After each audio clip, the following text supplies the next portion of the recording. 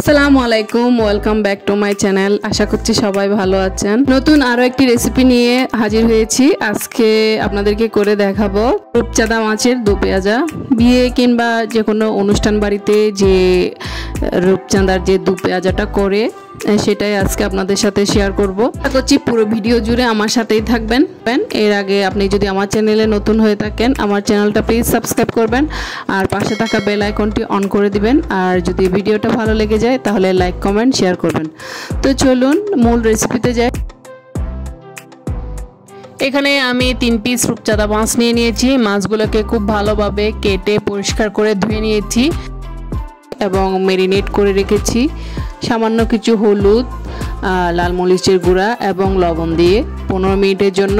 এবং মাছগুলোকে আমি মাঝখান থেকে কেটে কেটে দিয়েছি যাতে মশলাগুলো মাছের সাথে খুব ভালোভাবে ঢুকে যায় ম্যারিনেশনের সময়।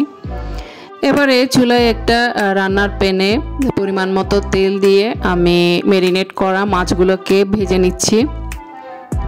আমি 3 পিস মাছই দিয়ে দিচ্ছি ভাজার জন্য।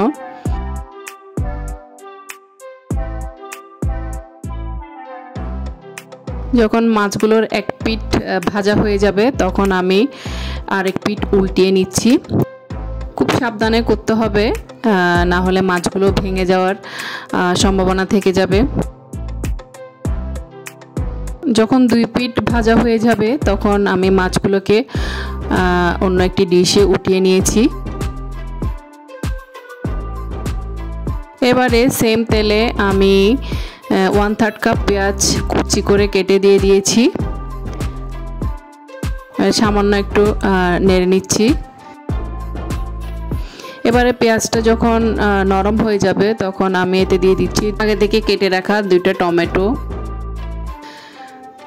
দেওয়ার পর আমি আবারও পেঁয়াজের সাথে টমেটোটা খুব ভালোভাবে নেড়ে নিলাম। এবারে দিয়ে দিব হালকা একটু লবণ। লবণটা একটু বুঝে দিবেন যেহেতু আগে আমি লবণ ইউজ করেছিলাম। এবার মাছটা ম্যারিনেশনের সময় যে পানি ছিল ওগুলো দিয়ে দিলাম এবং তার সাথে দিলাম আর একটু হালকা পানি।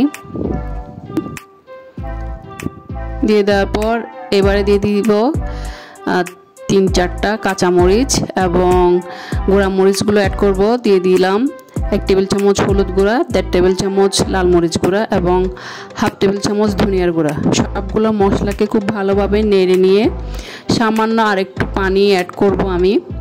যখন মশলাগুলো কষে যাবে তখন আমি আগে থেকে ভেজে রাখা মাছগুলোকে এর মধ্যে দিয়ে দিব এবং মাছের উপরে আরও 2-3টা আস্ত কাঁচামরিচ দিয়ে আমি এবারে ঢাকনাটা দিয়ে দিব। এখন রান্না হওয়ার পর আমি ঢাকনাটা উল্টিয়ে আমি মাছগুলোকে এক পাশটা উল্টিয়ে নিব। সবগুলো মাছকে আমি উল্টিয়ে নিব যাতে মশলাগুলো মাছের ভিতর খুব ভালোভাবে ঢুকে যায়। আবারও আমি ঢাকনাটা দিয়ে দিব। এর 2 থেকে 3 মিনিট পর আমি ঢাকনাটা উল্টিয়ে আমি ঝোলের জন্য পানি অ্যাড করব। এখানে আমি মোট 1.5 কাপ পরিমাণ পানি অ্যাড করেছি ঝোলের জন্য। ঝোলটাকে আমি অনেকটাই টানিয়ে নিব যেহেতু আমি মাছের দো পেঁয়াজা করব। ঝোলটা থাকবে একদম মাছের গায়ে গায়ে লাগানো।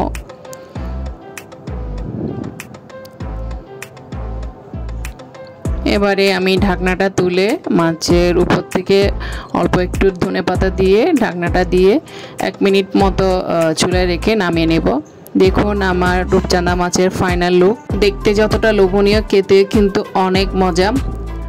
আশা করছি সবাই বাসায় একবার ট্রাই করবেন। তো আজকে এ পর্যন্তই। দেখা হবে অন্য আরেক দিন অন্য কোনো নতুন রেসিপির সাথে।